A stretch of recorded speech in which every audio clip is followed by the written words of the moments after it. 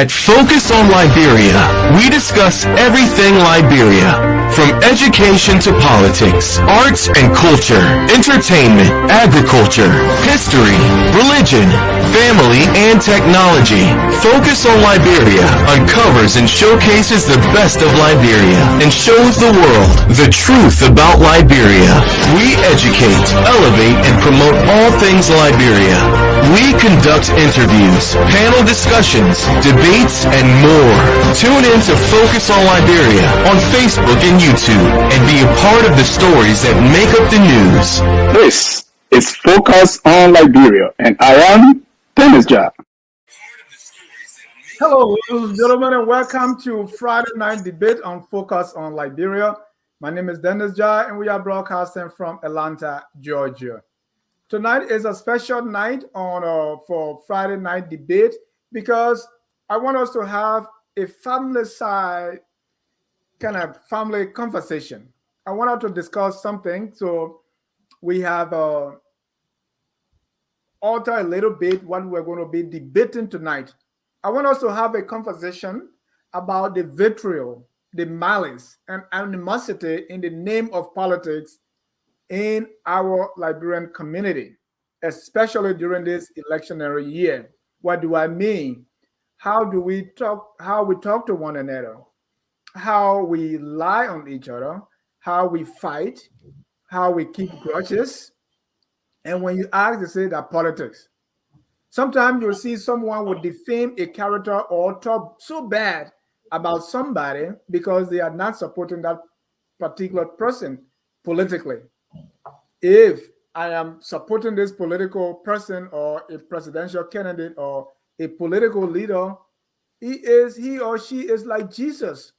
If I'm not supporting, that person is like a criminal. But mind you, if things change and I'm supporting the person I was criticizing yesterday, I act like nothing happened. When you ask, to say, well, politics is not dynamic, it's not static, it's dynamic. So there are many moving pieces. So tonight we're going to talk about the vitriol, the malice, and the animosity in the name of politics. To do this, I have Mrs. Alice Wilson Momba. She's an independent. Alice, welcome to Friday Night Debate.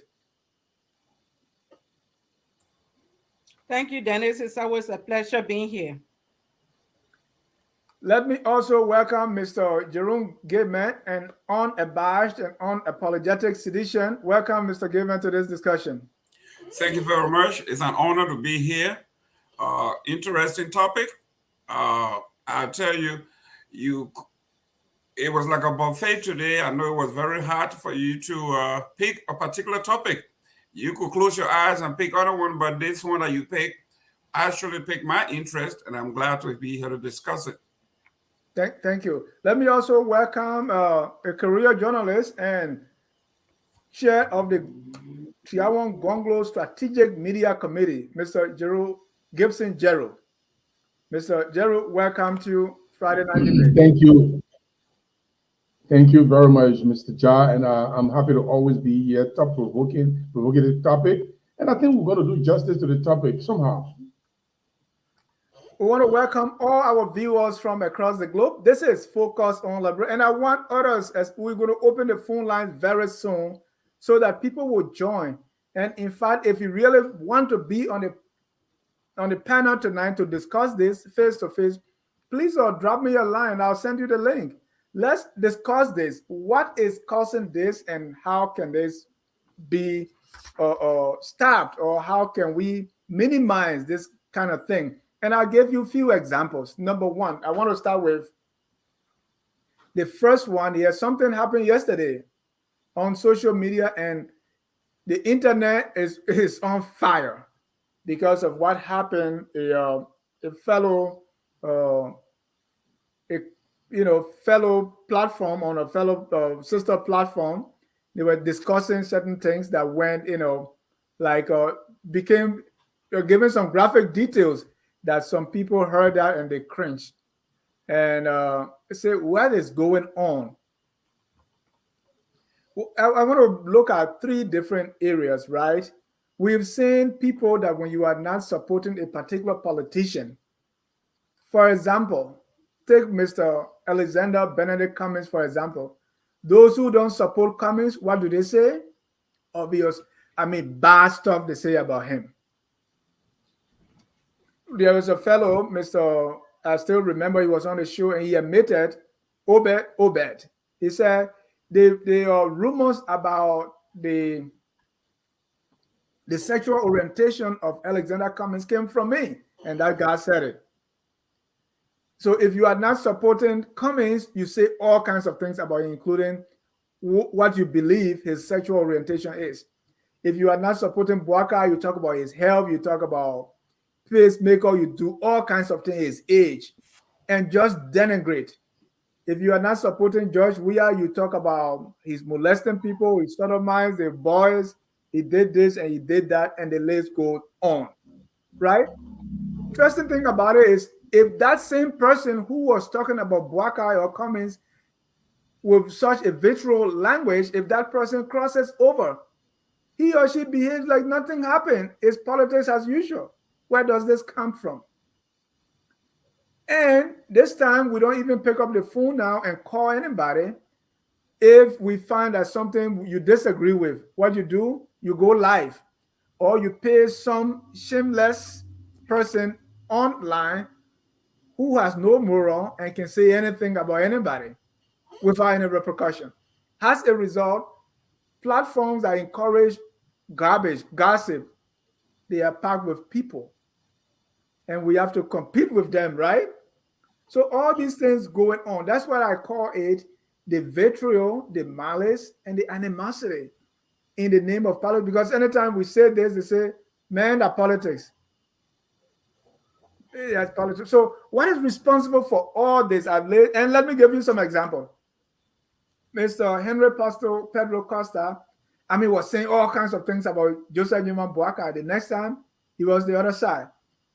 Eugene Lamin Fagon from CDC to this side. And when this guy's ready to talk, Prince White Johnson, he was on, man, calling Mr. Bwaka all kinds of names. And the list just go on and on.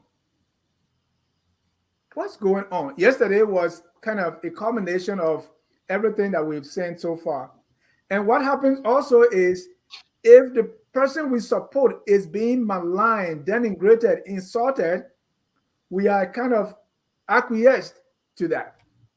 But if that person is the person we like, then we pick up all our morality garment. What is going on? Any of you feel the same way I feel, or am I crazy here? Mr. Gerald, let me start with you from being a journalist for a while now. What have you seen, and how does that compare with what we have today, especially in this election year? That's what journalists, when they are writing the headline, they say John Brown flip-flops, because these things have come again and again and again. But in recent time, in our recent politics, it has become very rampant. You said it right. If you look at Costa, for example, Costa denigrated, said all the evil things, all the bad things about Jane Bwaka, how he is a walking dead, walking corpse. He cannot make his own decision. He's already in the grave. Only to realize that Costa will be screaming JB name as the rescuer. And then recently now, it looks like he's not even talking about JB anymore, because it looks like JB did not take him to be a vice presidential candidate, so he no longer talk about JB. But talk about Eugene Fagon. When you were with Bernard Europe, Eugene Fagon was asking Liberians to make Bernard Europe president. And he said all manner of evil thing about George Weah when he and Costa were with Bernard Europe. For some reason, Costa said, and I don't know how true is it, that he wanted $2,000, and Costa told him, no, we don't have $2,000. I don't think he can give you $2,000. And he got mad. I don't know how true is that. I don't have any evidence. It's from Costa's mouth. Eugene Fagon left Bernard Europe and George Weah, and denigrated Bernard Europe and JMB, calling JMB all kinds of names. I can even go over there. All kinds of names were called in JMB. Now, when he was dismissed from government, he now is a trumpeter for JMB. I don't know how the guys do the 360-degree flip. I don't just, I Hussein Farika. We have a video. I even have a video right now on my desktop. Denigrating JMB, telling all kinds of things about JMB. But he's singing the song of JMB now. So that's why, you know, Dennis is good for some of us who got journalism background. We are more careful than people who are not journalists and they are doing this thing. Because for us, if you are talking, if you even want to criticize somebody, Dennis, based on your background, you will know how you criticize a person. You will do it decently so that even if you join the person tomorrow, you will not be too glaring, you know, making a switch that people will not respect you. But it's so bad that people, even if you speak against a person they like, they say all manner of things against you. There's no civil discussion these days. They are so mad, so denigrating, so insulting, just because they disagree with you. And then when they agree with you, they praise you. You are the best. All of that. I think that is where our problem is in our country. We have not been able to settle down and look at events and say, even though I disagree with the guy, but he's a decent person. It's very difficult for people to do it these days. And I think that's why we need to start learning how to educate our people who do not know how to read and write, who follow us to make their decision, to make their opinion. They don't know the political intricacies. And so we deceive and we confuse them a lot. Right now, a lot of people are confused about JMB. Is JMB a walking dead, a walking corpse, or rescuer, or is JMB a silent man who cannot make his own decision, or he can barely make decision? The public is confused because of the way we present people, the way we talk about people. You know, somebody asked me the other day, say, "Oh, you criticize George Weah. I thought you were supporting George Weah." I say, "You see, that's a problem we have. They at some point in time, they see you like you're supporting somebody. If you try to criticize somebody who said violent in the Costa, like, can you imagine Costa say, if I go to Moravia, they can't arrest me, I will point down in Raleigh International Airport. I will tell my supporter to juke you in the neck when you die. I will stand on your body and broadcast." Those things when you criticize and say, "Oh, because Costa against George Weah, then you are a pure George Weah man." This has to really, really stop. We need to educate our people what to look for when they are selecting leaders. And that's the most important thing. What are the issues and not the personality behind the issues? Thank you. Let me go to Alice. You know, people can change sides, but sometimes the things you say about people when you are on the other side, it's just hard. I mean, how do people with a straight face go and support that kind of person? And as leaders to political leader, what is it that we are looking for? Are we saying whosoever will may come? So what's your take on this kind of beating people down when you are on the other side? And the kind of language we use, the way we talk to each other. In fact, sometimes you are not in somebody's political side. They don't even wish you happy birthday. You notice? Where does this come from? I'm not sure whether people are traumatized or what is. Sometimes most of the time people want to be independent in wherever is going on. I see a lot of people insult. I mean, you don't even know what to believe. Honestly, when people are talking or writing stuff about people, I just decide to be, just neutral, because you never tell what they are saying, whether it's true or false. And to really make up these stories against people only because they are not supporting your candidate, I think it's very wrong. It's ridiculous. Liberians to change their attitude. Even people in the United States, they join people back home and talk the same way. We're supposed to be disciplined. You get up and get put fake news on people and say it over and over as if it is true. It is wrong. We're supposed to, make people to be convinced why they should support our candidate for the presidency. And not just raining insults and naming people. This other person is this, the other person is that, when you know very well that these things are not true.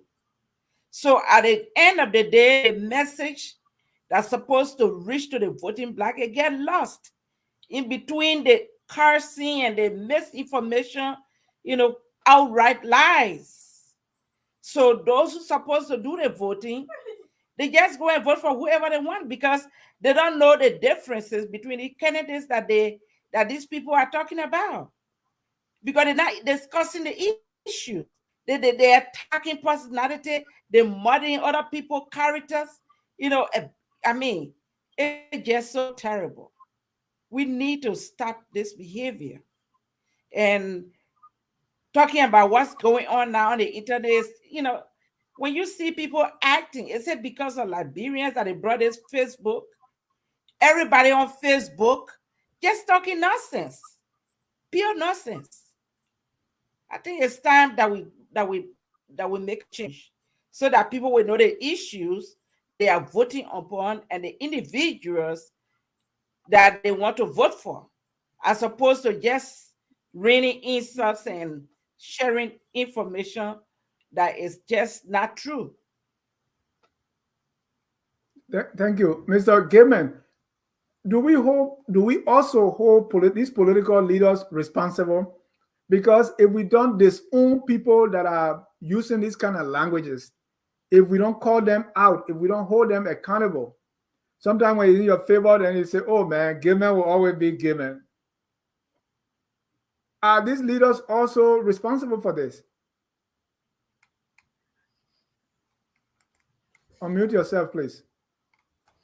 First of all, if we didn't have these moments, politics would be dull. This is why in the early 1900s, we have the English philosopher that says, his name is Aaron Bevan. He was a Welshman. He says, politics is a blood sport. Then he went further to say in another quote, he said, my belief in my politics is my belief. You tell me your faith and your belief in your politics. It's your job to tell your story.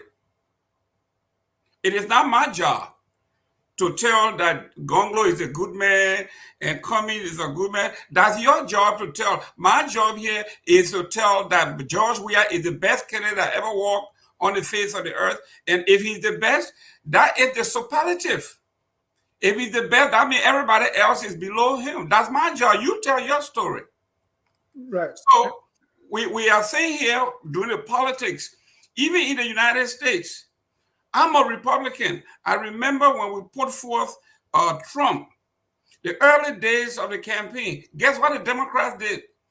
They did the opposition research and found one old tip from way back where the boys were in a little closet on a bus trip and they're talking and Trump said, man, I'm a celebrity. The girls love celebrity. Man, I can even grab them by whatever. And the Democrat brought that and they went viral. Everybody, Trump is saying grab them by the pee and all that other stuff. This is normal. This is regular. Listen, we are not going to a church picnic here. This is blood sport. So I love this. This is how it's supposed to be. I am not here to tell your story. I'm here to tell my story, and I'm sticking with what I know. Right, and you are right. You are telling your story, but can you just tell your story without telling lies about me also? Oh, but lie is relative. What you may see as lie may not be, in my sense, what is lie. Okay, if I saw a married woman and a married man in a compromising position, I do not need a sassy woo, or I do not need anybody to decipher to me what it means. I can take that image. I can even take, now with the Photoshop, I can take Gibson Gerald's head and put it on Stanton Waters and make him talk like Stanton. I want to get a point across. I want to make him look so bad that nobody want to talk to him. That's my job. Let him take his own head and put it back on his shoulder. So I like this. Let him go ahead. We are ready, and I love it. No, I mean, this is it. And that's politics? Can I come in?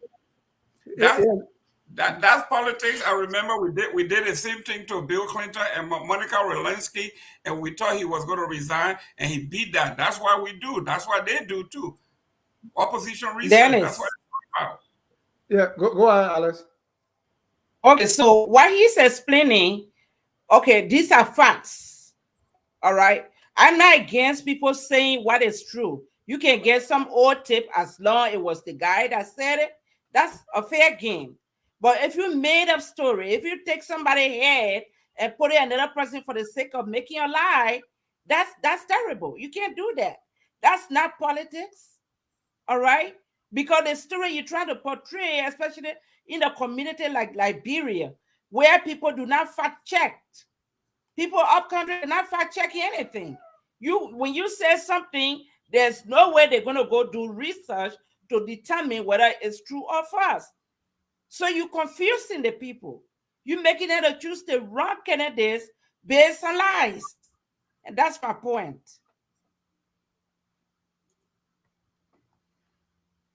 Gilman, you have any response before I move on to? Please remember to unmute yourself. What Gilman said. Go ahead, Jerry. Go ahead, Gibson. So let's say, is Prophet Key preaching politics by the way he carries himself? It's a politics. It's a the way they talk about other people. You know, I agree with you. It's a blood sport. There's no, we don't put mat down and say that can lay down, or put a mattress and say that can lay down. It's a blood sport.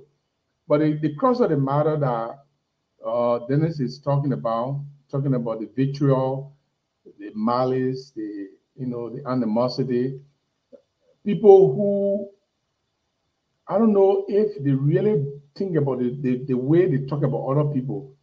For me, I will never refer to George Weah as anything. I will criticize George Weah if I want to criticize him. I will criticize communists if I want to do that. I will criticize Joe Barker. I will do that, but I will not call Joe Barker a dirty person or the walking cops and stuff like that, or refer to George Weah as child molester. Those are lines that I don't usually cross. And those are the things we're talking about. You can criticize it if it's facts, like the Donald Trump stuff. That's facts, video, truth. But if you say something about someone that is not true, just because you want the other side to be seen better than that other side, it's problematic because our people are not educated. When we continue to do that, we are plunging them into the hole more and more and more, and we're getting confused. Because they depend on us for us to provide enlightenment, education. But the way we speak, it makes them confused. They don't even know who to trust. They don't even know who is the best. Because we called the person devil yesterday. Now we come back and tell the people and say, no, this man is an angel. The person, but you just told me yesterday that man is a devil. Then how can you can't tell me now the man is an angel? So who is he now? That's the problem that we have in the political, dispensation that we are living in. I think that's what bothers me more. Well, one of the things you have to understand, you are talking morality here, okay? We are not here for that. We are not here for morality. If you want to preach your moral ethics, go to your spiritual advisor, go to your Baptist church, your mosque, and all of that. There where you get that. In the political sphere, you heard Darius Dillon. After he disgraced and says all the negative things about Musability, he said Musability was once Saul, but now he's Paul. So we are talking about a guy who flip-flop in the same breath. He said, this man, I've said all these things about him. This man was terrible just 7 days ago. But look at him now. He's now Paul. He has transformed in 7 days. Why? Because Darius Dillon wanted to have an aim accomplished, which was to become senator. Once he used the man money and accomplished his goal, he came back to tell the guy, listen, this was all politics. You were sore, now you are poor. So what I'm saying here is, when the tape that you are talking about Trump grabbing the women by their private parts, it was not meant because it was factual. What the Democrats are saying, if you put this guy in power, he will grab all women private parts. That's the link that we're trying to make. So what we are saying here is, this is politics. Usually we say the silly season. People will somersault. People will contour themselves out of shape and into shape and back and forth. That's what this is all about. So step, whether Liberian method, tie your belt. Because by the time August come around, you will not only be using audio, we'll be seeing videos and photographs and things of all kinds. So if this is not your cup of tea, people use it to some degree as voter suppression. That those with morality, those who have... Mr. Gilman. Yes. Are you saying to be unethical is politics? Oh, well, let me tell you one thing. There has never been any ethical politician. If they told you that, they would lie. Let me give you a typical example. 1980, during the presidential election between the Democrats and the Republicans in this country, Jimmy Carter was in the middle of a hostage negotiation in Iran. The Republican dispatched lots of money and folks from here and went to Iran and told them, you have to suppress this. When we defeat these guys, then you can release the folks and make us hero, and that worked.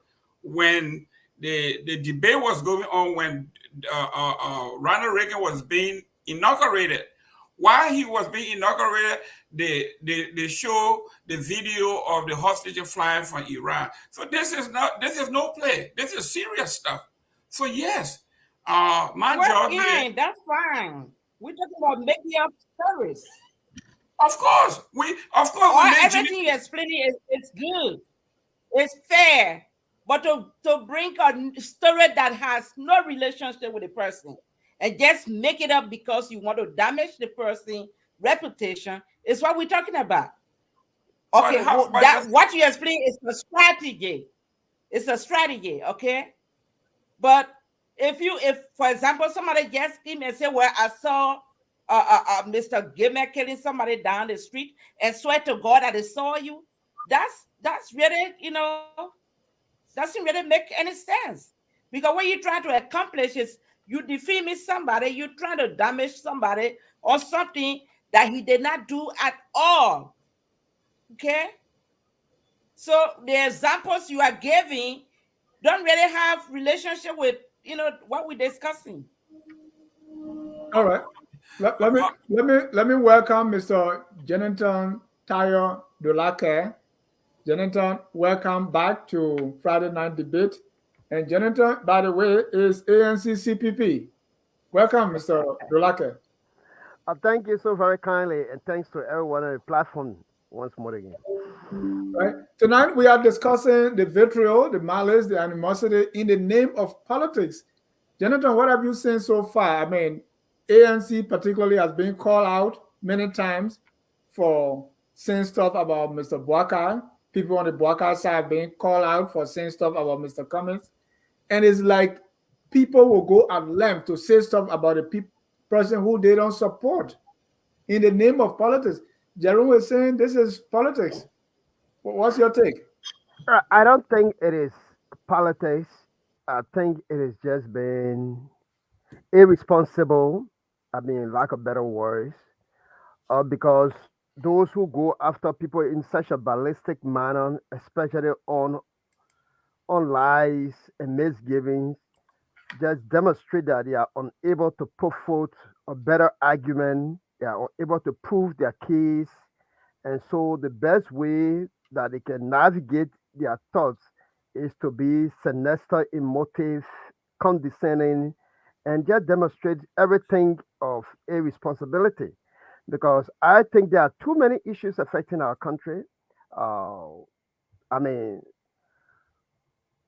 some of the things that have been said in different radio landscape, sometimes we argue about it because the source, uh, if I'm from the ANC or the CPP, I do not need to be ballistic against Ambassador Joseph Nyoman Boakai. If I'm from the CPP, I need to take on the issue that President George Weah had not done properly, engage him, confront him on the 11 million for red subsidy. I need to engage him as to what Moru said about so many girlfriends being employed. I need to engage him about what Sunshine said on the issue. And, because those are people who affiliate with him, I need to engage him about what Miape Gono Glay said concerning child support. These are on the issue. And so if you veer from being on the issue in order to create an entrapment or to create some level of condescending statement, then it is well understood the limitation that such person will be going. But I think quite strongly that the opposition community combined, be it Mr. Alex Comey of the CPB, be it Ambassador Joseph Nyoman Boakai of the Unity Party, or Councillor Tiawan Gonglo of the LPP, even to Harold Moluba Jr. I think they are all well-taught individuals that got some level of understanding as to how to lead our country. And to see each of us going at one another, other than on the issue, is just discouraging, and it speaks volumes of the level of dialectical opposite that we are facing in our country, not on ideas, but just on hate and not following the issue. Mr. Doloke, let me push back on that. We are all students. When I'm speaking here, I'm speaking strictly on politics and real politics. For those of us from the social sciences, we know what real politics is. Hopefully, you have read it. In this country, in the 50s and 60s, there was something called McCarthyism in this country. The sole purpose of McCarthyism is to... Thank God it was defeated, right? But that's not the point. It was defeated at a time, but it accomplished its goal. Their goal was to scare people away from a political party, certain individual, by smearing them as they were communists. Whether it was non-factual, all you have to do is look at this man and say, Dennis Jah is communist. And that's all it took. And the burden of proof was upon Dennis Jah to prove that he wasn't communist. And how do you prove the negative? It was almost impossible. It was defeated in the 70s, in the late 60s and 70s. But look at the damage it did from the 40s. How many careers they damaged? And you are saying to damage other people's career, that's politics. Listen to this. Why you think people are blaming Ellen Johnson Sirleaf for killing, basically killing, but we're not talking about physical killing, but killing Joseph Boakai's political career. There are reasons why you do this, and the word here is repression, to make sure that that person does not have the ability to prevail, whatever ideas they have. So it is not my job to make you look good. No, that suffice in an unsophisticated environment. And when you speak of the 70s, you have to go back to the history and evaluate what you are talking about. This is why people will succeed in doing such a thing in an environment like Liberia, where there is no electricity in Buyao or in Pako and Bo.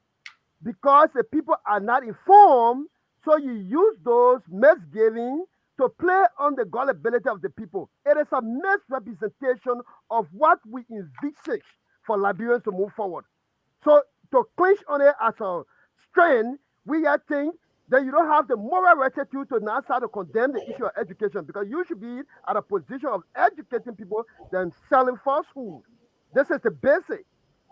If I should agree, look, Jeroen, you have a point when you talk about the dirtiness of politics, especially looking at strange bedfellows, people who disagree previously come together now to form a simple coalition for a certain objective that they want to achieve. For me, my concern is the America and other areas you talk about, they are sophisticated, their people are informed to a large extent, and they are able to decipher what this person is talking is nonsense or is not nonsense. In our society, our people are very gullible, and they're not only gullible. They don't I wouldn't follow the really say issues. that, but go ahead. They don't follow the issues, and not only that, they don't follow the issues. They are easily swayed by relationship. The man myself from the same state or county, yeah, the man my tribe man, and my sister boyfriend, and my auntie husband brother there. Those are things that the people look at to look at politicians. So if we who call ourselves educated, if we help them by educating them what to look for instead of helping them to be more and more, uninformed, or driving them nuts with our chicanery, then it hurts us. It hurts all of us. For me, that's where I'm coming from. But I agree with you that people go into politics, they don't go there to dance. They don't go there to preach gospel. They go there to destroy each other, to say things about each other, to undo each other. But at least, to some extent, there must be facts. And the McCarthyism you're talking about, it was the communists versus the how do you call it? Capitalism. Communism versus capitalism. The people who they want to make them to look like they are not interested in capitalism. They pull out communists in Liberia those days. Some of those used to call Larry Toba,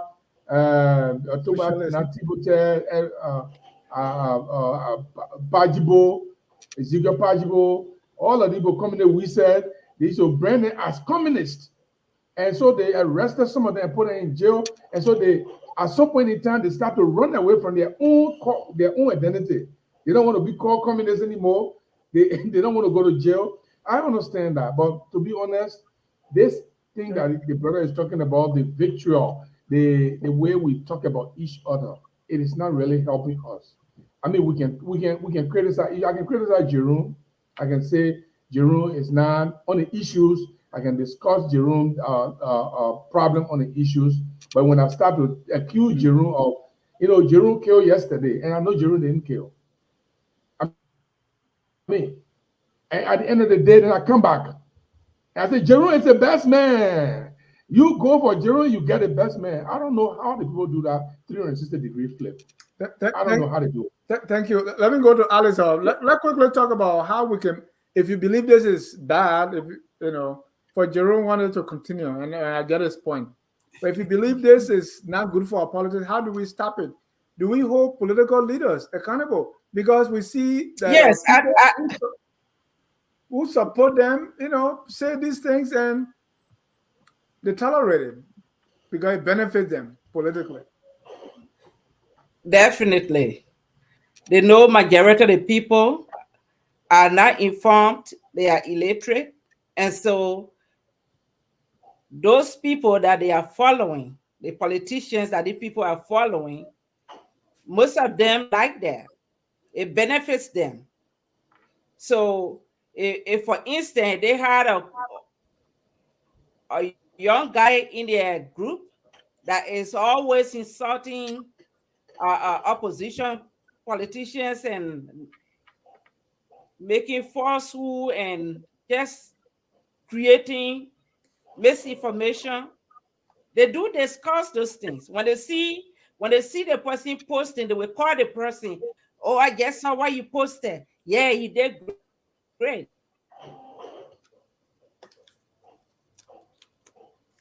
So the politicians, opposition are accountable for the kind of misinformation that is in our communities and in the Liberian society, especially where people don't have access to internet. Most people don't. Even if they do, they don't have the resources to have data on their phones to research or to fact check. Nobody checking any facts. People say stuff and they just go around like some wildfire. And even if the information come back later to say, well, this is false, how many people are going to hear that it is false? The misinformation have already gone. And so those politicians that the people are following, making these outrageous lies, those politicians politicians should need to be held accountable, and they should pay for all these things that are going on. So, for example, when I heard that they called Mr. Cummings gay, I was confused. I saw they met wife and children. So how can they say this is, and then they had a fake video just carrying it around. Or you had to be careful to look at a video and know that it was something he was saying, and then they changed the entire video around and name it something it was not. So these are the kind of things we're talking about. Something that is not true at all. Or the example that Mr. Lemon was giving, yeah, Donald Trump said those things. So nobody tried to, make stories on him. He said them. And he's still doing it anyway. So in that case, I don't have any problem with that. If John Brown is running for office and in a past he has a video or he wrote something that contradicts what he says he stands for, people have the right to bring their stories out, but don't make stories that are not true. Thank you, Mr. To answer your question about whether we can hold political leaders accountable, and also the media, right? Because sometimes the media will fan this kind of flame to get the numbers. Yes, the media, there's a problem. I'll come into the media, but the political leaders, it is a little tricky thing. If the secretary of the party says something atrocious, bad, you can say you can hold the leadership of the party. But how can you hold JMB responsible for what Prophet Key said? It's difficult because Prophet Key doesn't really speak for JMB. Or you hold Mike, or you hold Jerome Gamer for what George Weah, or you hold George Weah for what Jerome says. Jerome is not the official spokesperson of the CDC or for George Weah, so it will be difficult. The other thing about the media people is that you and I know if somebody writes something or somebody says something on our show. Before you go further, the Reverend Wright was not speaking for Obama when they wanted Obama to disown him, right? So you don't have to be my spokesman, but if you say something like, for instance, what has been coming out of the JNB cycle, people who support him say, hey, the Southeastern are good for power, right? This group, in fact, Maryland, all the Southeastern combined is not equal. It's not equal Nimba population. No Southeasterner should be president again. And in the name of a party, even if they are not supporting you, won't you distance yourself from that? Hey, this is not what we stand for. Yes, you should. Like what John McCain did. Except it is extreme. There are certain people when they say something, you can definitely, like in the case of Obama, he been in a church for 20 years, and this man has been speaking virally in terms of racism and stuff like that, and death to America and stuff like that. So people believe that Obama must have the same school of thought, not having the true love for the country. And that came from the Republican Party. They pushed that. Sean Hannity, they pushed that. And I think that's what Jerome has been referring to when he talk about there's no holy stuff in there. But I am concerned. Like the other time, I hold Cummings responsible for this guy, Yeke Koluba. And what happened in Grand Jury, I was one of those who instigated that. I can say that on air today. I was one of those who instigated that Yeke Koluba should not be given a chance to speak in the county because he will be speaking virally.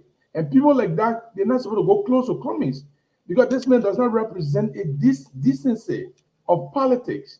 He doesn't discuss politics. I don't know what Jerome referred to as politics.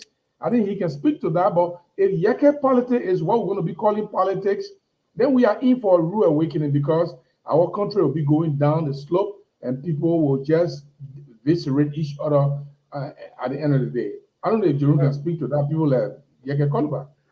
Thank you. Hold on, Jerome. Okay, Jonathan, go ahead. Then we move on. I want to bring out what happened yesterday.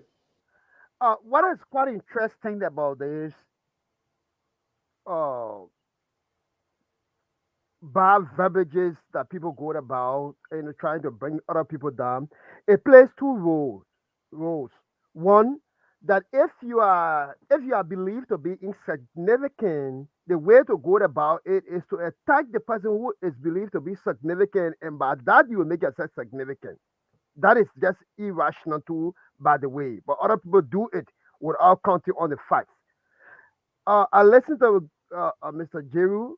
He spoke about Yeke, but I don't know where in his section had he spoken about how Yeke was harassed at the airport. His young child could not meal was seized. His passport was seized. He had to take his family out of the country. I wonder, Mr. Jeru will be talking about how our constitution provides that everybody should move freely in the country. I wonder is he concerned about how the superintendent of Grand Jira County, the manner and form that he acted in, I wonder he will condemn that. Not just Yeke, but against a certain lawmaker who questioned about amazing Grandidian. And the same superintendent demonstrated similar act in the studio. So if you find out that these people are not acting on balanced line, then you can figure out the reason why someone will choose to say I will condemn Yeke without not finding out what Yeke have been Yeke angle, what Yeke have been dissatisfied about. But what I can say is that the political leaders themselves have responsibility, which we all should agree to. When someone says something, for example, I'm in a political party and holding a political party position, I can't just speak just anyhow because it has a negative reflection on the institution directly, unlike those who are not in that capacity as I am.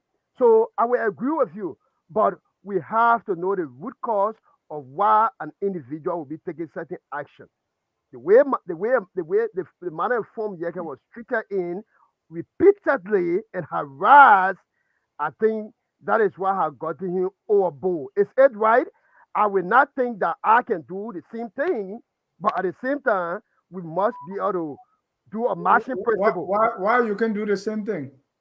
Because I'm different in as a creature. So Dennis, I'm different. All right, I want us to move. Yesterday something happened, right? And I want us to kind of discuss that a little bit. I try to stay away from calling people names, but at some point we have to. Yesterday, Mr. Kev Hassan of the closing argument said some despicable things about other people. His reason or his justification is because Stanton Witherspoon said despicable things about President Weah. Another group said, well, if you want to condemn Kev Hassan for the despicable things he said, why didn't you condemn someone like Prince Johnson who said despicable things about Charlene Brumskin, about the daughter of Mrs. Taylor, and also about my former classmate Lafayette Gould and Mr. Cummings? Why don't you condemn? So I am here thinking, where really do we draw the line? Because I think what is happening is people are not denying that these things are despicable. But they're saying, hey, why you didn't call this out, and why are you calling this out now? So where really do we draw this line? Let me just come in quickly. So then that is a clear case. I mean, a case that we can talk about. We all know Stanton and the Spoon Network had condemned nearly everybody, and to a certain extent had both the CDC government pointing out facts about the ill governance. They have said a lot of things about the CPP, the ANC were at the bench of discussion. They have said a lot of things about the JMB and the Boaka team, maybe except Gonglo, but I know they have said a lot of things. Now, the most recent thing that drew that conversation clearly is from the Isaac Jackson situation. And we have to be honest. Since that Isaac Jackson conversation where Stanton chose to ask Isaac Jackson that he heard, that I heard, and I would have thought that Isaac would have responded in the same gossip manner that was a gossip. Instead, a case that is before a court he went to lift it up. So the guy to be political went after him in a manner and form based on their previous interaction, whether be it true or lie. Now, on yesterday, that the information I've been passing, that Stanton has said that President Weah was engaging little girls. If that was what was said, it was just despicable, especially without facts. But again, what did Molu say? What did Molu say about Carlos Gray? What did Soshan say? What was Miape Gono Glay assertion about President Weah and the child support? These are things that draw into conclusion the argument for what to live up. So my thing here is that before you continue, those whatever they say, is that factual? Is that what we're going to use as a basis for whatever allegation we can level against the president? Now, if a chairman of a political party comes up and says something and there is no comeback in it, I don't understand how am I to determine whether it is not fact or it is Should lie. that be our new yardstick? That hey, is the I'm chairman? not saying it's a new yardstick, but it gave room for the media like you and other people to dive into the conversation because of the proximity of the actor. That's all I'm saying. So if those facts have not been established, can we base on what others say and say, well, we can make that leap? No, if for example Molu comes on and say SYZ person was given deputy or Freeport manager position because they were female associated with President Weah and he's the chairman. I mean, it gave clue to dive into it to ask questions, not necessarily measure, but to ask questions. And that's why, and that is the thing that people feel hurt when people have to ask questions. Then you shift the blame from the person who has leveled the allegation to the person who now is asking questions. And what was quite despicable and at any point in time should be condemned is that when you say these things without enough fact. Now, Kev Hassan, from a clear perspective, said these things because he felt, and they have felt that they are established new platform, and the female that was clearly described didn't leave for the previous platform that they were. So you can see that bottleneck there that somebody feel otherwise. My only disappointing thing here is that there were elements of the opposition community who feel hurt by Spoon Network and could not draw a clear line of delineation between what Kev was saying versus what was not the reality. That was the only disappointing thing. I tend to agree a little bit with Dulake when you say the chairman of the party. I don't know if the Kev Hassan issue and the description of President Weah by Stanton, whether it's going to be called politics to Jerome will speak to that. But if the chairman of the political party that fielded President Weah and he's president and he's still chairman, if he can come up and say that President Weah gave people position on the basis of sexual relationship, he retracted those statements. Anybody the urge to say that. Mr. Gibson, General, I'm sorry? He retracted those statements and said that was liquor talk. Well, that was liquor talk, but it's in the public. So we don't know when the liquor got clear from his eyes. But here is the thing. I think what made Kev Hassan angry was not that George Weah was promiscuous or George Weah had girlfriends or women. It was not what made Kev Hassan angry. What made Kev Hassan angry was when Stanton said that George Weah was having sex with kids. I think that was the breaking point for Kev Hassan. But even as that, do you think that was the breaking point, or that was just an alibi to use it to say what he wanted to say all along? I think it was a breaking point, and also it were both. It were both alibi and breaking point.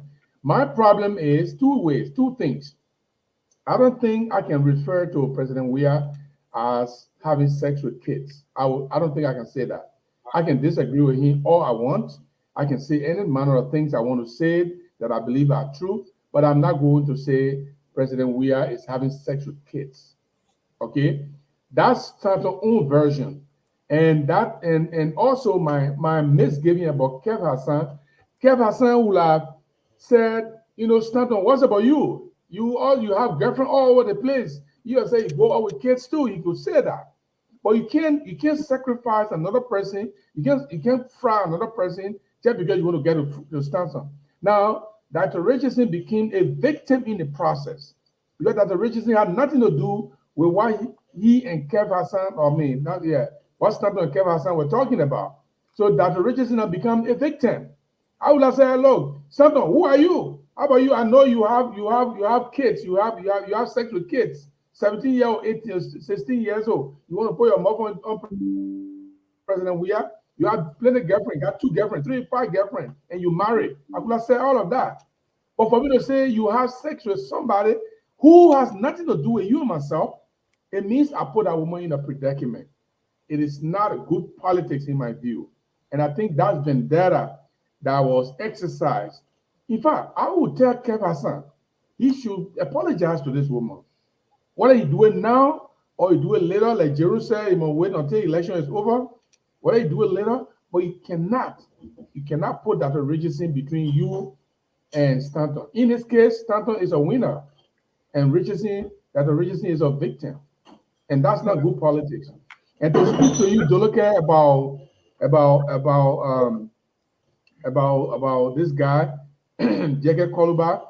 Let me tell you. Yeah, let me go to Alex. Yeah. The decision a political leader makes is very, very pivotal. A lot of people think that Mr. Cummings make bad decisions. I'm one of those who think so.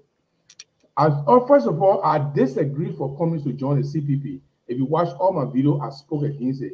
I thought he was swimming with dangerous sharks. I thought he was in the water of sharks.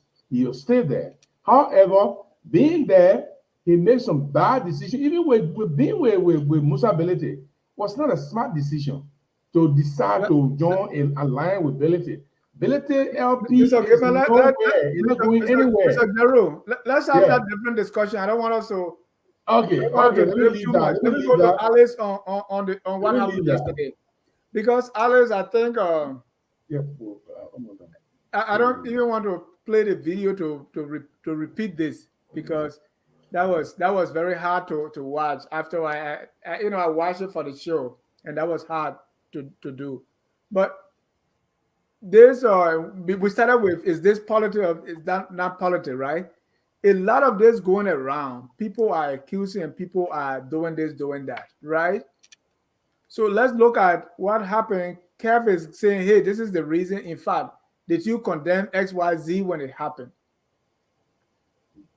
Does Kev have a point here? Well,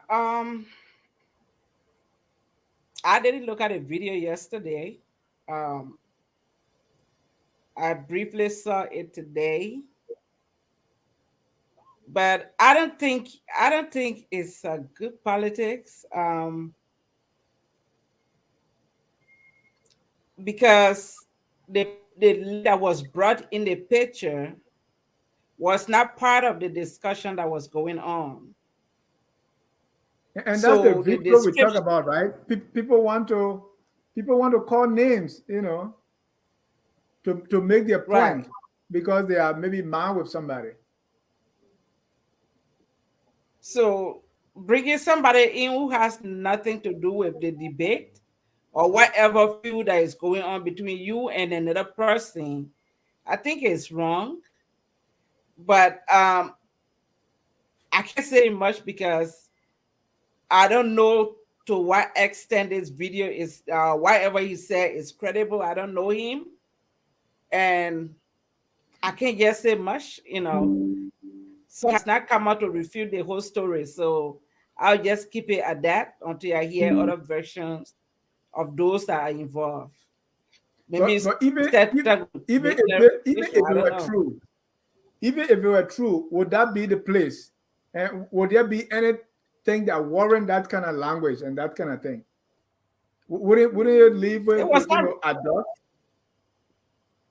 It was not necessary at that point, I watched the video in what a discussion was.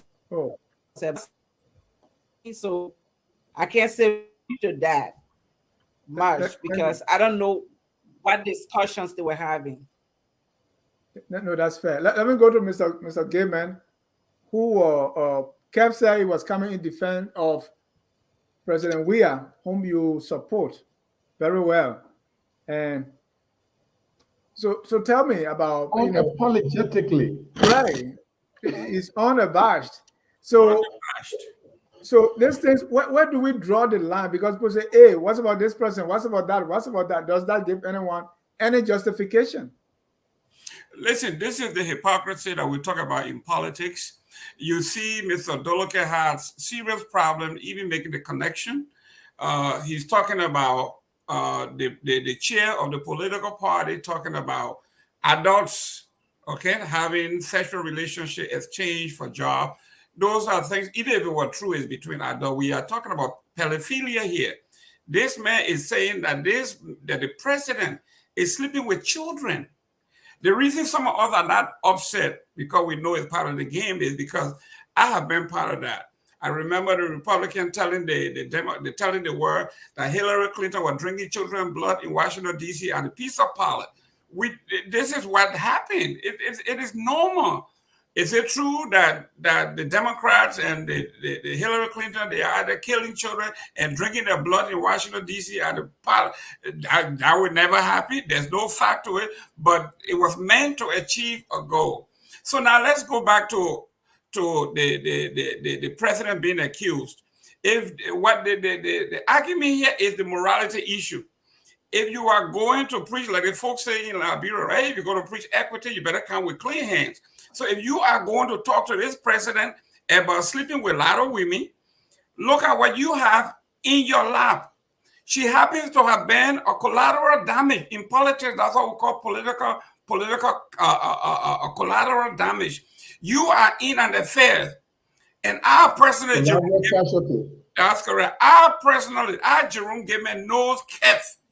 Several times Kev and I have talked, and Kev will vouch for Stanton, their personal relationship. In fact, on that, he said, I have evidence. I have text messages. We got photographs. This is a man who brags about his machismo. Every woman that he has had, and Kev has a list of the women. He says, I have photos that we have exchanged. Every time he does it, he will say, Kev, I knocked this one down. Oh, I got this one. I got photographs. I got all of these things. So if Stanton wants to defend his character, let him challenge me and let me bring forth. So what I'm saying here is, this is fair game. I support Kev 100%. And just as Stanton support Joseph Boyka, he tried to make a political point. Fine. He can make a lie, make out a lie. I remember it was 1988 here. You were here, most of you were here, when the Republican Party came out with a Willie Horton commercial. I don't know if whoever remember that commercial, Willie Horton. They tried to pin black folks as criminals, and Michael Dukakis was doing their revolving door where black criminals were killing people, raping women, and coming out, which was not true, but it sold to the public, and they voted against Michael Dukakis in the landslide. So these things happen. These are political times. So if Kev went on the attack and he said this is true, and he attacked Mr. Waterspoon, and everybody else that is attached to Waterspoon are collateral damage, and it's fair game. So then it's but the thing is, Waterspoon is attacking President Weah because President Weah is the politician that is running. So if Kev knows that Waterspoon is supporting.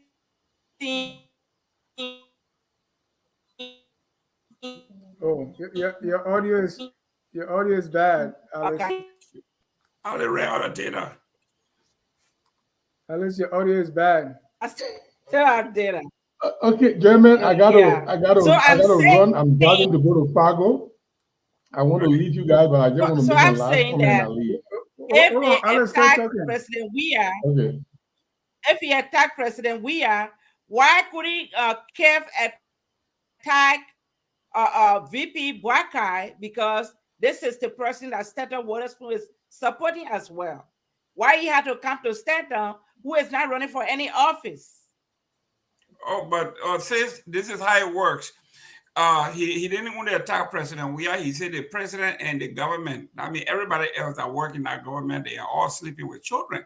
And he not only that, but he says they are also forcing child labor. Like they have a concentration camp where they carry the young kids to work for them free of charge. These are charges that is not based in facts, but he makes them. So it's fair game. If you come in here and attacking everybody, you're using a wider brush, then we have the right to use another wild brush to paint you as black as we can and let it chip fall wherever they may. Well, I want to disagree when you said that Richardson is a collateral casualty, because anyway, I disagree, not too much, but I still think, Jerome, I mean, it's still far-fetched. No, it's not far-fetched because when you listen to the tape, you could hear Dr. Richardson agreeing with Stanton Waterspoon. So she attached herself to that, and that's what happens when you are part of the discussion and you make yourself part of the discussion. That's how it works. She was agreeing with the things he was saying. So hey, listen. All right, guys, I'm driving to go to Fargo, so I'd like to leave you guys. All right. Thank you very much. Thank you. Tune in. If we have a question for you, hopefully you can answer while you're driving. So at this time, let me announce the number here. If you want to join the conversation, 605-313-6004, code 791-403 pound. And besides I want to ask you, for those of you think that Kev was wrong, what about the rest of the panelists? Do you see, what did you see? Because you see here people, is it were people shocked to hear this? I know at the end, after he said what he said, much of what he had to say, oh no, stop.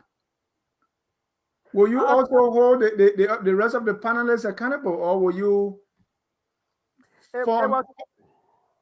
what you say about them? It was more of a school settling. Not only those the panelists, but there were other actors who have felt otherwise with Stanton Waterspoon that posted prior to that information coming out in celebration. I mean, some of the actors from key political parties, political leader office.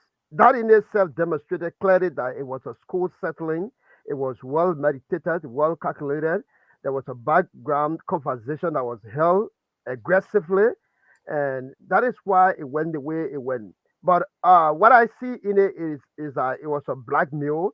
If Stanton Waterspoon had said that President Weah sleeps with young girls, little girls, it is as much as blackmail as Kev Hassan chose to blackmail the lady on the Spoon network. So they are equally proportionate, and I mean, it is not something to be welcomed in our society, except for those who think that that's the easier way to maintain power or to gain power.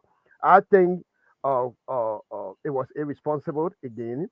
And we got too many issues to talk about that can make a lot of sense. The gender ministry and the census report has spoken about the number of children who are living on the street, who caring for themselves. It has spoken about abuse in society, sexual abuse in society situation. So there are too many issues that we need to talk about. We have the issue of the almost 27 million for rural funds that Liberians are not taking pay because either your name got to be A to take pay quicker, because when your name is in Z, you might not be taking pay sooner. Those are cogent issues that we should be able to talk about, and how the CDC government have not been able to cater to the issue of the 100 million worth of drugs that our partners and bilateral partner, the U.S. government, have brought to our attention. These are too many things that we should talk about. Thank you. At this time, let me bring in a few callers here. Let's hear what they say, because I said we should have this kind of discussion. Trokon, Bayo. Yeah, thank you, Dennis. Good conversation. Hey, I want to just check in here tonight to say, I see a lot of people are so angry, especially women. Why have they been so silent when they talk about President Weah's infidelity? Do they know that he is married and there's a female that is attached to him too? Why are they not outraged when people talk about him sleeping with little girls and accusing him as pedophile? They're not thinking about his wife, Claire Weir. Isn't she a female? Oh, it said that because it is Dr. Richardson, a Liberian, and Claire from Jamaica, or what? I don't know. I just want to know. But why are they not so outraged when they describe the president and not respecting the office of the land for which he occupied as president, and they describe him so many ways, showing no respect, Senator Waterspoon accused him of being a pedophile. He said he sleeps with little children, and no one is saying anything about that, but everyone is outraged because Dr. Richardson. Why should Dr. Richardson, in the first place, compromise her own integrity? How? Why can't she be questioned on her own judgment? You can work with someone, doesn't mean you don't have that you have to have a close relationship with the person, that you can be accused of having a marital affair with the person. How did she compromise her own dignity? How did she compromise her dignity? For being a panelist? If she had maintained a level of dignity, I don't think someone would be in the position to accuse her. How do you, I mean, by being a panelist on the show, or are you saying because somebody accused you, so it means it's your fault? Is that what you're telling us? Well, accusation is different, but the level of accusation I kept, he outlined that it happened in his room. He didn't present any facts. He just said it. He didn't present any facts. I'm not supporting Kev what he did. But you are saying because Kev is saying it, so there should be some degree of truth. No, what I'm trying to say is Dr. Richardson questioned her own level of involvement, her own dignity, her involvement with the group. What's wrong with being involved with the group? Well, you can be involved with the group, but when you start being accused of having an affair with members of the group, that means your level of involvement is not. I've been accused the same way. Doesn't mean I did it. So being accusation is not any proof. Accusation, that's why we're saying an accusation. But what I'm trying to say is she has maintained some level of dignity and respect. I don't think anyone would just accuse her like that. So maybe the role she played have fostered this level of accusation. That's what I'm saying. So the role you play could be similar. But thank you, Trokan, but I disagree that because she did not. Unless you tell us how, but you are not telling me how she brought her own integrity to book. Let me take another caller here. That's Mr. Elvis Morris. Elvis, go ahead. Thank you, Mr. John, and hello to the panelists. With all due respect to the platform, I hope you let me speak freely. Although I won't be disrespectful, but I'll be honest in my assertions here tonight. You know, I will be a little bit philosophical. Quickly, marriage is not a private event. Nobody gets married in a little closet with just the man and the woman. They publicize the marriage for a reason. You know, you have friends and family and well-wishers. You do it in a public manner. People post their marriage, you know, the pictures of their marriage on Facebook for the whole world to see. Mm-hmm. It's a public affair. So if this woman allegedly, I'll use the word allegedly, had an affair with Santa, woman who is a public figure, who is well known within our public sphere politically in Liberia, who has been seen on the platform as a healthcare practitioner, advocating for the well-being, the mental well-being of our youth in our country, putting herself in a moral authority on that platform and within the Liberian public psyche. First of all, her first mistake was not to recuse herself from that platform. As a public health practitioner or a woman who works in the health sector, a man who you closely work with has been accused, and not even just accused, but indicted by the federal government of jeopardizing people's health, by selling fake degrees to unqualified people and you don't recuse yourself from the platform. That was the first suspicious activity, a suspicious decision that she made. Most people are wondering, but why is a doctor or psychologist leaving a platform? Yeah, but Elvis, to our defense, not because somebody is indicted, that's true, right? One of my panelists said Trump is indicted on so many counts, he's still running. He's still having friends. So by being indicted doesn't mean people who work with you should abandon you until you have your day in court, right? You see it right, but a professional of her stature, right? Professional of her stature will leave because it's the appearance of impropriety. You will step aside until the case can be resolved. Either you recuse yourself or you ask the guy to recuse himself until the matter is officially dealt with in court, which is what the other guys were trying to do, but she refused to do so. So when we talk about, infidelities, I've been cheated on in my relationships before, and I've cheated also in relationships that I've been in previously.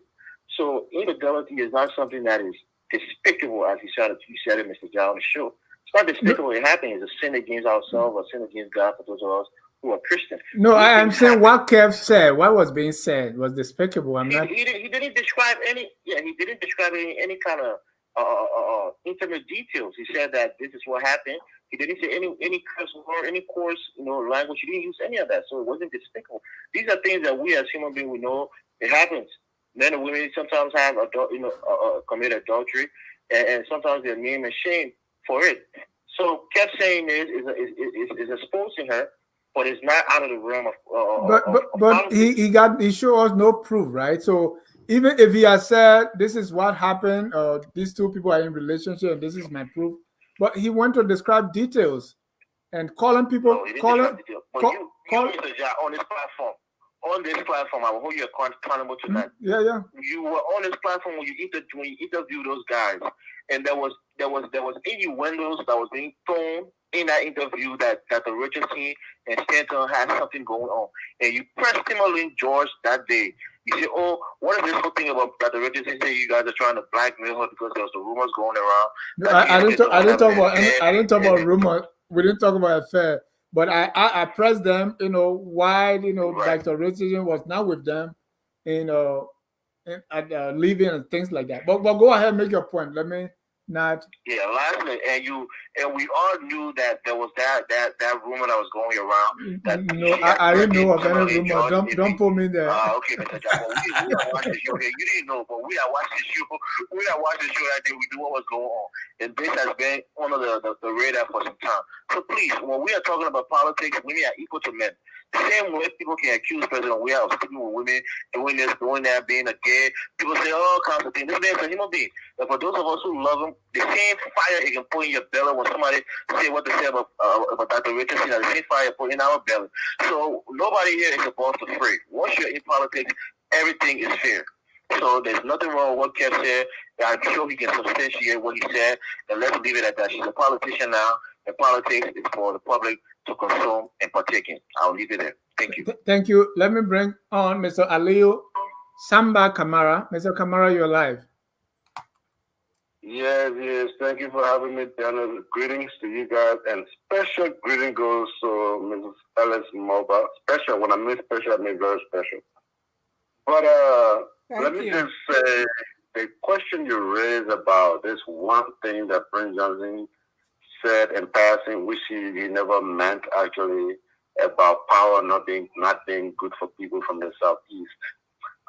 See, focus on liberation, hammer on this statement. And I don't think you guys should take that statement seriously, but virtue of the fact that our son, who is also partly from the Southeast, has been under Prince Johnson. Mr. Kamara, I'm a victim of the Liberian Civil War. The same things that gave rise to the Civil War when Mandingos, Manos, Guios, and Crown were being marked to be for extinction. When those things are raising up their heads, we need to call them out. But let me just tell you this: you got I can guarantee you got too much work to do. You got so much work to do. You will do until the day you get old and die. So think that you have a society of 16 different tribes, 3 ethnic groups, and think that ethnicity somebody would just derail it. Somebody would just erase it. If you're thinking that, then think What do you again. mean? No, But I mean to malign people so that they will be killed. That's what I'm against. I'm not saying you shouldn't speak your language. I'm saying the same way people were pointing out Manos and Gios. If people start doing or pointing out crime and Mandingos, say, yeah, the crime are still in line. Where I saw that, and those people were killed immediately.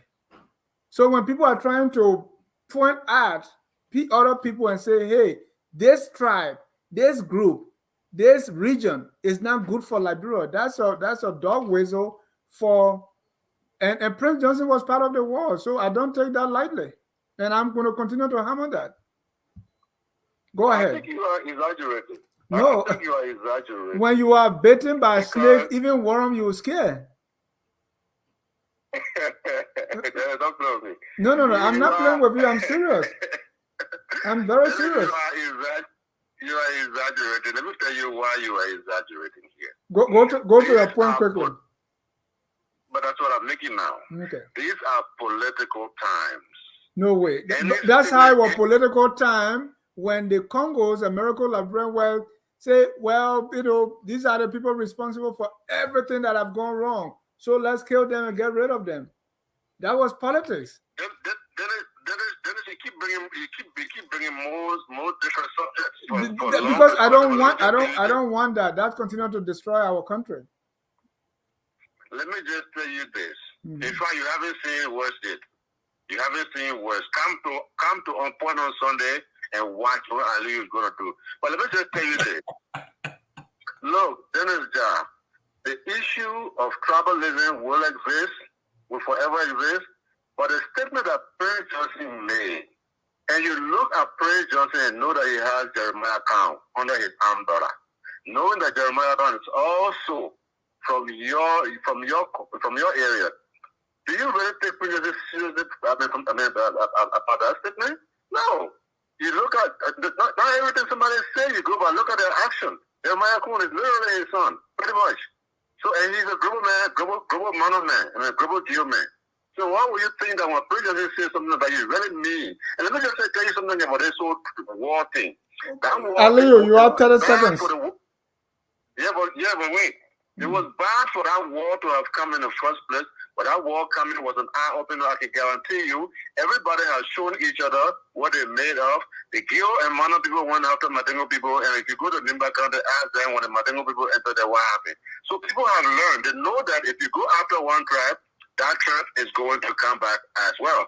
But I just wanted to hit on this woman situation. I think Kev Hassan, look, Kev Hassan, I think he's sick. It's so appalling that whenever a woman is close to a man, they must have had sex.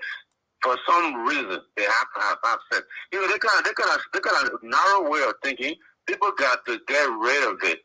And if Satan talk to George Weah, Satan's a grown man on his own. If Satan speak to George Weah, why can't Kev go after Satan? Why you go after a lady? And then, it's for me, I don't play into the gender thing. I don't believe in woman this, man that. No, I believe that people are people. However, the same standard we give for men, sometimes, especially in politics specifically, we must give the same standard for women. If I say something about Joseph, about Donald Cummings, do you think somebody over there will come and say, oh, Aliyu was loving the so woman on Facebook? No, they will come after Aliyu. Why can't you set the same standard for the females? That's what I'm saying. But the whole thing about Prince Johnson thing and tribalism and this and that, we'll hammer on this, and the Congo people shared 90% of the problem we have in Liberia today. Thank you so much. Oh, your business, man. Malice Yadolo. Hey, Dennis, how you doing? Good evening to all the panelists. Thank you. I just want to make a correction on something you said before going to one discussion. You try to compare Donald Trump case with Stanton case. Donald Trump is the first former president of the United States to be indicted by the same federal government that he headed as president. His case is being treated special. If that was just an ordinary United States citizen charged with no crimes, the very day of indictment, you'll be taken into handcuff to jail. So they're treating Donald Trump case with different statute. So just get it clear. Stanton is a penal saying nobody. And secondly, all those that were confidant on a case that were charged with him, they have all been convicted. All those that were charged with Stanton that went to court before he have all been convicted. So why you think Stanton will be exonerated from the case? So don't even compare that to Donald Trump. Please, don't compare that. We know Donald Trump case is treated special. It's a high-profile case in this country. It's on the news every day. They leave that. There's a facet theory that says every action there is an equal and opposite reaction. So get this clear. The level at which President George Weah has been insulted by people in Liberia, failing to know that he's a human being with integrity, married with children.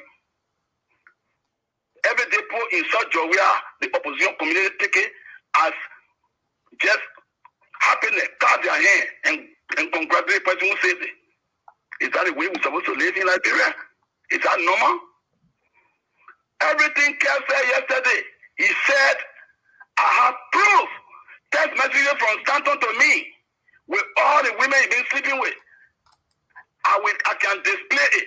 Just before I came onto your show, I saw on Facebook that the recent thing, husband has sued Kev and son, and they are hiring a lawyer to deal with him legally. Kev will go to court. Let all of us wait and see what will happen in the court if it is true. But we should not sit down here to preempt it or to give our different opinion about it. Only court will be able to hear the fact. Well, Kev will not go there to prove what he said.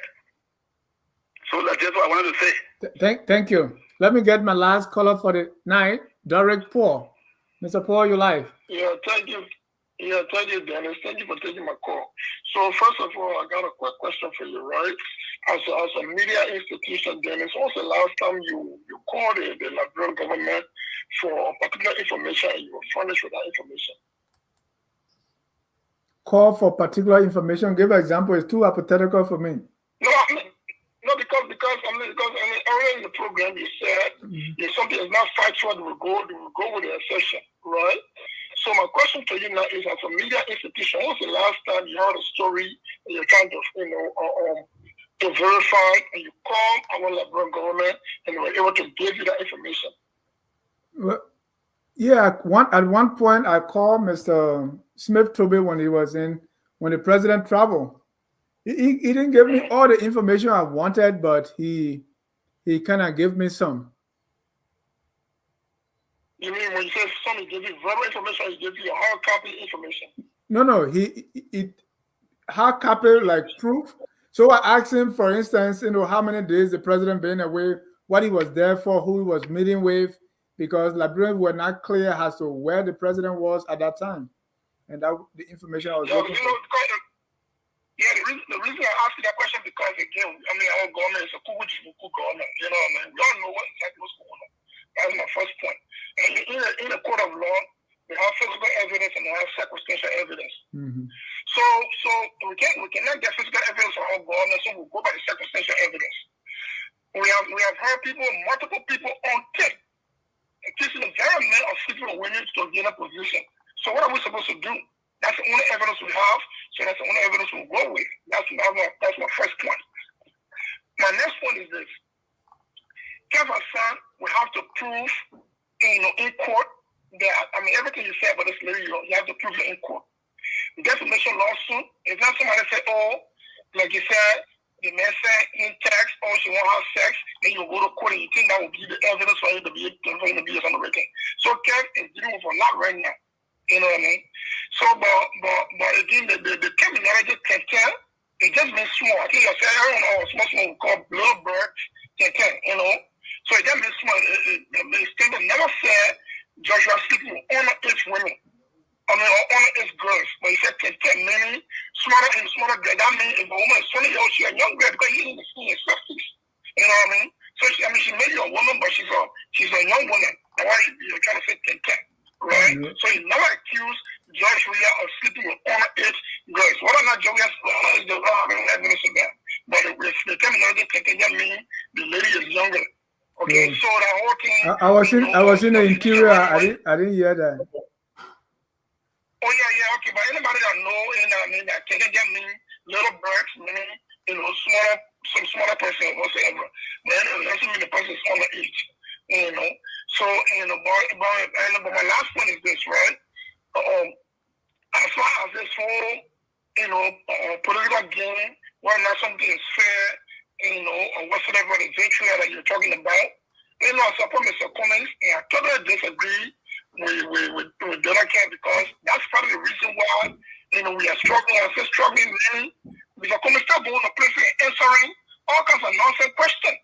Because in politics there's propaganda, there's nothing you do about it. You have to figure out how to defend yourself against it. But the whole, playing one, where your Southeast where I call Cree, right? Myself and the Southeast is like that messing with you. And, the whole, Cree thing where you want to be so intellectual and everything. Somebody have to get in the guy and be able to defend yourself. So I kind of agree with Mr. Gemma, because politics, again, you don't understand. Another point is, Dennis, Liberia is a different society, America is a different society. And Jefferson is about to find out the difference in the society because now you're about to face a serious definition lawsuit. The same cannot be said about Liberia. That's number one. And number two, when you look at Liberia, the only thing you have there are government jobs. So everybody fighting for what they call government jobs. So the battle, it will be bloody, it will be nasty. So that's the reason why, if you're in the political arena, you have to be real strong and be ready to get in the dirt and fight and defend yourself.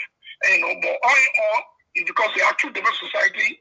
So people will be threatened on the line of defamation, right? Close to the law of defamation, or not.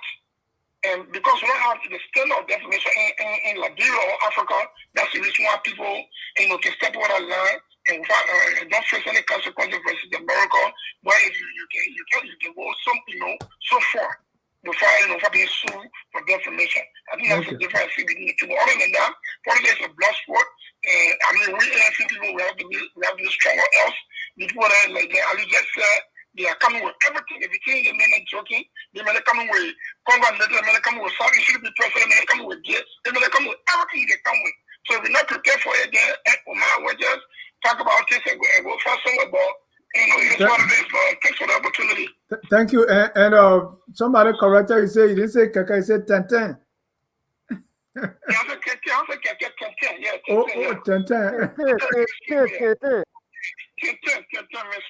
Okay. All right. Thank you. Yeah.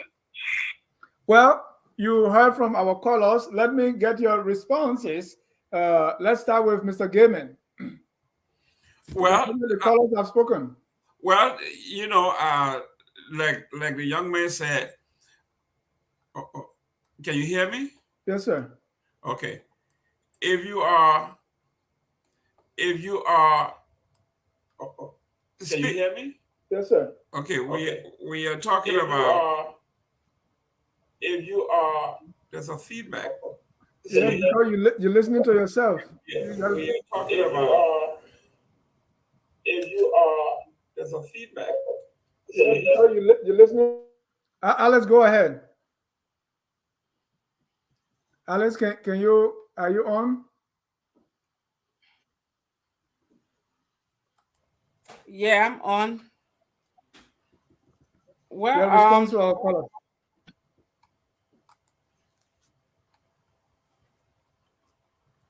Can you hear me now? Okay, yeah, you're clear now. Great. Okay, now here we are. The gentleman clearly talks about circumstantial evidence and core or hard evidence. Here we are in politics and in debate. In most of the time, you do not have time for hard evidence. Everything is circumstantial, and where they give you fill in the blank, you fill in the blank yourself. Like we are saying, from now until October the 9th, expect most of these to happen. This is just the beginning. I am only telling you that this is politics. Like I quoted the philosopher saying, I have my own song and I'm going to sing it my way. Worry about singing your song.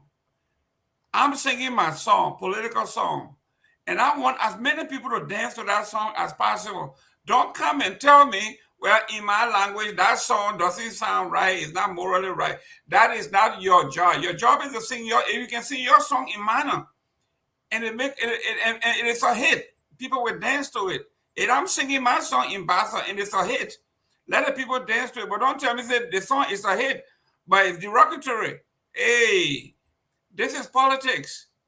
If you cannot stand the rigor of politics, do something else.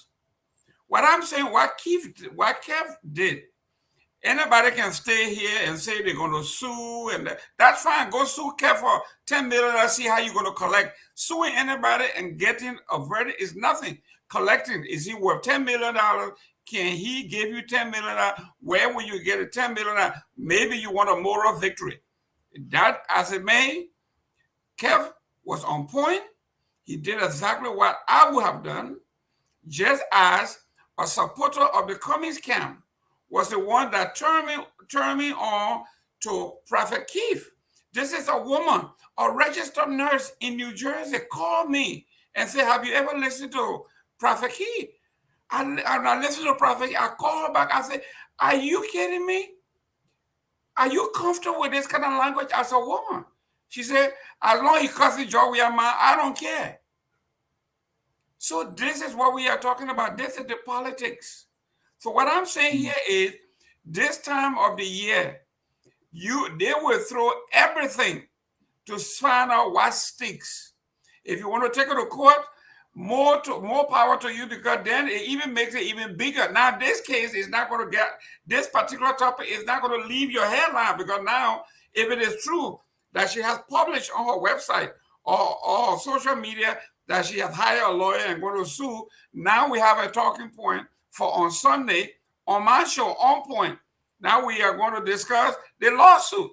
So those of you who want to discuss the economy and the GDP and all of that, you in for a long haul, don't look here. We are going to be discussing the case, who the lawyer, where the case is going to be tried, how much is it, can they collect, who they're going to be collecting from, how they're going to collect, all of these things for the next 4 months. This is it. So Dr. Richardson would do herself a favor, like President Weah does when Yeka is cursing.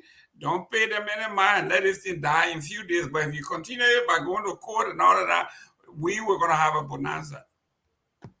Mrs. Moba? Okay, well, one of the callers tried to justify what Prince Johnson said. And it boils down to my simple point, that I made earlier. You're dealing with a population that does not, most of them that do not read between the lines. Most of them do not read between the lines. So you have a whole bunch of them that are not educated. Just kind of say power is not good for them. I think the platform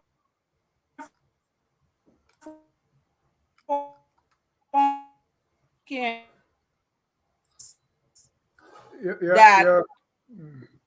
want to educate on that. All right. So it's important that we talk about it, because if we don't talk about it in the future, if there's something coming up, people will start putting fingers that they did in the past. People die, just because they were affiliated, or they were from certain counties, or they were from certain tribes. We don't want a repeat of that. That's the purpose of talking about it on the platform. I think it was not a good statement, and I'm surprised that the caller think because Jeremiah Kun is from the Gribble tribe, so Prince Johnson was joking. Well, he might have been joking, but how about other people that will take it serious? You can never tell. So better don't say that. Mr. Dulake. Thank you again. Thanks to all of you for the input. I mean, someone said on the one of the callers said that people have that differences, people who express different opinion. I mean, he stopped people from expressing different opinion, but he himself was also expressing different opinion. So to be opinionated, express the opinion in a session is all good, but it should be based on fact. When I listen to people say, why did Dr. Richardson remain on the platform? because Stanton Waterspoon had issue with other folks who left the platform. I don't know how someone to take responsibility of that.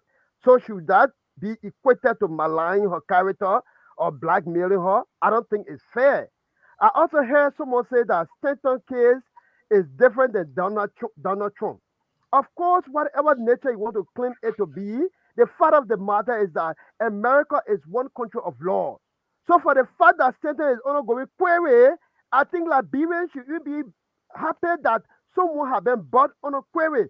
But to the extent to which they are not even happy and they want to draw guilty verdict prior to the case being concluded, that is the full-headedness of the entire argument. And I know why people go the way they go, because Stanton has raised some issues.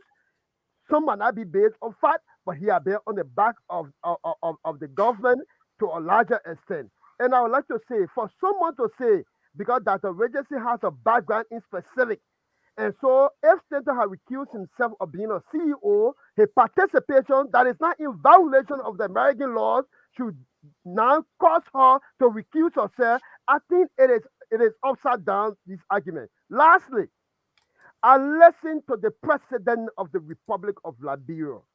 When Gifty Lama was murdered, allegedly, according to her husband, again I'm quoting, in a car, the president said that he heard that they were in loving affairs. Now, this is the president who has been accused by many persons who have close proximity with the president about being involved into infidelity.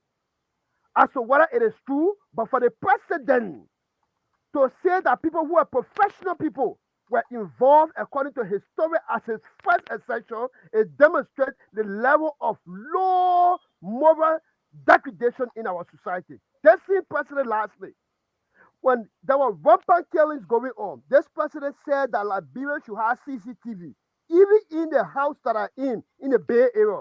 It does not have CCTV where electricity is abundant. So the president is saying for your safety, you must have CCTV. If you deny, you are holding yourself guilty of somebody murdering you. When you have these things coming out of the president cluster, then they gave reason why one would want to think, not necessarily believe, some of the assertions that have been made by people that are closer to the president. I'm saying finally, I have not listened to Senator Waterspoon. If he made an assertion that it was not backed by fact, it is equally wrong as Kev Hassan. But what even made Kev worse is the fact that Kev chose Dr. Richardson for all description. I think that it was blackmailing, it was bad, and for those who, I'm saying this for my own self now, because I'm ANC person as the labor is, for those who come from the CPP angle, that sat on that platform, like the leg of Ben Lee, to have accommodated that thing, I think it is the greatest, indignation by the actors. And I think that we got to relook ourselves, because Dr. Regency has been defending Mr. Cummings. Dr. Regency has not been going after people's character. She has never maligned someone's character. If she needs to quote, she will quote. If she needs to point to fact, she will point to fact. For someone to sit there because Isaac Jackson and Stanton have had an issue and drag it to that level, I think it's just despicable. And this is the kind of way we should inform our people, not because we are into political party. So I stay with the political party when we cannot speak on the facts. Thank you so much, ladies and gentlemen. That's our Friday night debate. We are now drawing down the curtains. Thank you, Alice, Jerome, and Jonathan, also Gibson, for spirited debate tonight. Let me get 30 seconds for your closing, and we'll call it a day. Let's start with our lady, Alice. Well, I think the discussion was great tonight. Basically, everybody that participated did well, and I enjoyed it. Every ounce of the kind of behavior that we have in this community, in our community, the Liberian community specifically, I think we need to tune it down. We need to be factual. Like I said earlier, we don't have problem with people, pointing out things that people did before in the past. You can bring them up, but to, just make up stories for the purpose of destroying somebody I don't think is right, and political figures that they will be voting with no what they're voting among, they're voting for. They need to know the candidates. So stop confusing them with all this misinformation. Thank you. Thank you, Mr. Gaiman. Well, thank you very much for the show. I want to first debunk on my brother, Mr. Doloke here. He's talking about that people need to have due diligence and all of that, because from his ANC camp, that's how they look at stuff. But then I look at the facts. When McGill and Serena Cephas and these guys were accused by the U.S. Embassy, Mr. Cummings was one of the first that came out and called a news conference and said, President Weah should fire them. They should no longer be in the government. In the absence of due diligence, they have not gone to court and been convicted in a court of competent jurisdictions. And Cummings called a news conference and said this. On the other hand, the same Cummings, when we were talking about contradicting oneself, this is a man who, when he had an interview with a prominent Liberian journalist, and Diakente asked him, said, there is a rumor in this community that you are gay. And he said, and I quote, he says, my son, basically, this is a lifestyle that I struggle with. And the young man said, are you sure you want to answer this question this way? He said, I want the Liberian people to know me for who I am. Then he said, don't you think that this will have political implications down the line? He said, when that time comes, there will be political explanation. No, he didn't say that. He says, when that comes, we will have a political, he said that, read his stuff. So this is a man who have actually, he said he is conflicted. This is not a court. This is not something that we made up. We say we should deal with facts. He said this, he said, I am conflicted. So here we are, Doloke is talking from both sides of his mouth. He is saying here that these people should be found guilty before we can do X, Y, Z. In the meantime, the man that he supports, saying that McGill, Serena Cephas, and Bill Twawe should be fired immediately because the United States had accused them. So our politics is marred with deception. So this is what I'm saying here. This is, we take this to be real, because this is a blood sport. We are gladiators, man. This is politics. If you want to go to your picnic, go somewhere else. This is politics. You have to win to govern. You want to change the nation, win first. Thank you very much. Thank you, Mr. Doloke. Thank you again, Dennis, Alice, and Mr. Gimel.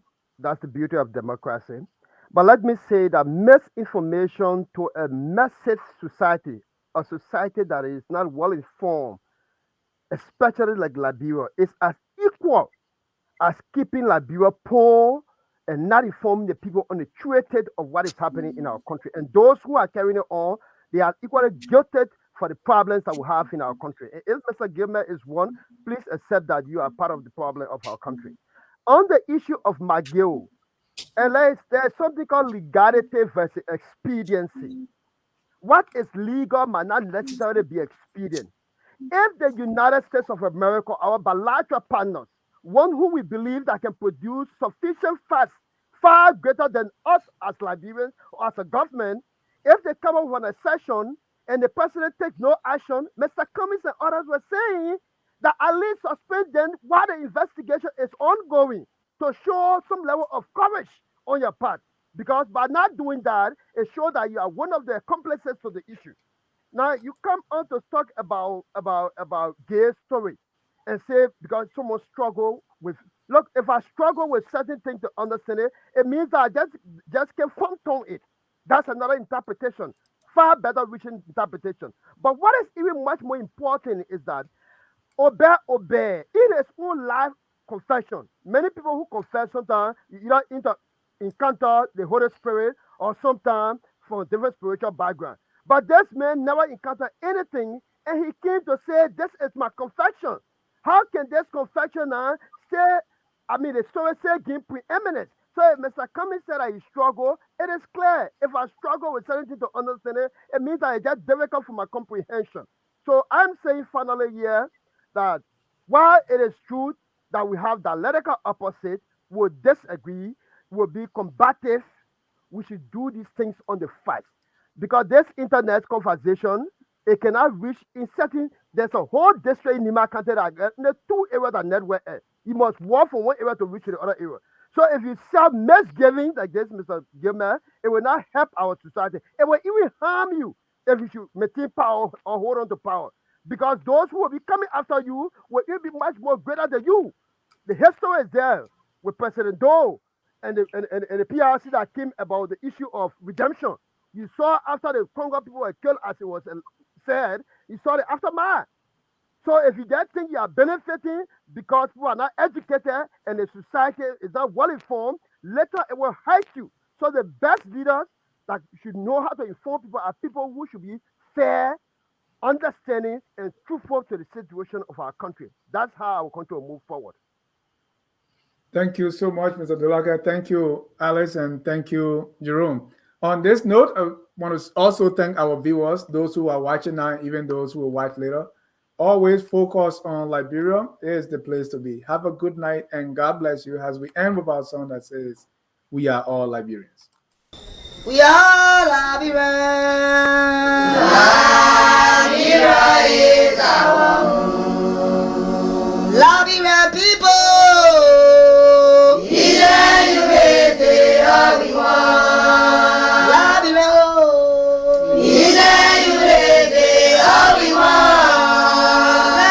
Liberia.